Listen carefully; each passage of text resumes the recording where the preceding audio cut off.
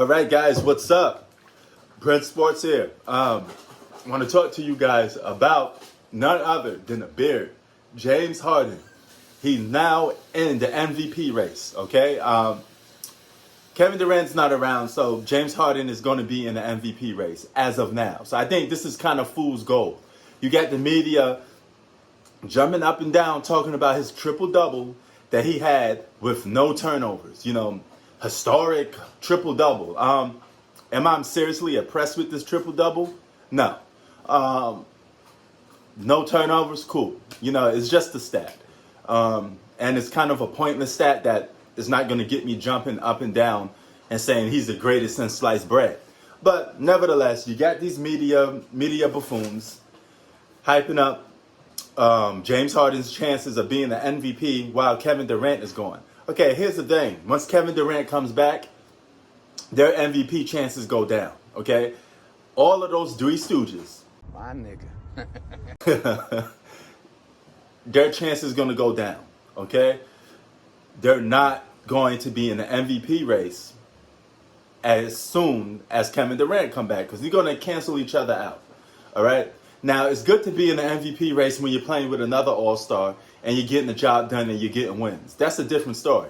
But once that big three comes back together, they're going to cancel each other out. And it's going to be preserved and viewed with the narrative around it that it's going to be Kevin Durant's team, right?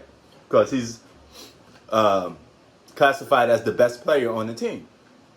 So, to me, this is fool's gold. I'm not sold on James Harden being an MVP candidate. But a lot of people saying he's an MVP candidate now. They got him in the race, okay? But to me, MVP candidate is something you got to be all year round. And to me, I just wouldn't pit a guy that was slacking off in Houston, had half-ass games in Brooklyn Nets. He had some good net games, but had some half-ass games too. Jeez! And they didn't went out like game busters getting wins right off the bat. So to me, he's not an MVP candidate, you know, but nevertheless, it's James Harden. He's a great player. He's a good player, especially for the regular season, and he could definitely stack up those stats in the regular season. So am I shocked by this? No. Am I impressed? No. But I tell you this much, okay? They are winning games, so hats off to the Three Stooges for winning basketball games. I give them credit for that. Okay, so you can get credit for that. But MVP, no, I think it's a little too late for you to be in the MVP race. You know, but I will say this about you again. James Harden has made a good 360 transformation. He's a point guard of the team. He's playing a diverse style of basketball, and he's the only one that made sacrifice, that has to give up his game, because those other two guys are able to play their game. But James Harden was the only one able to have sacrifice.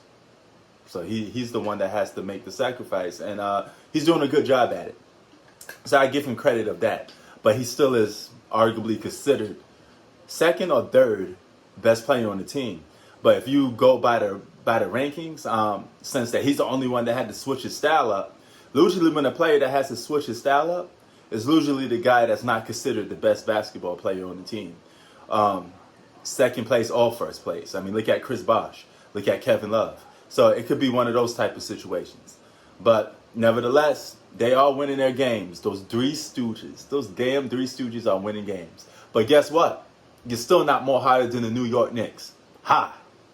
You know, people still represent and talk about the Knicks more in New York. Need I say more?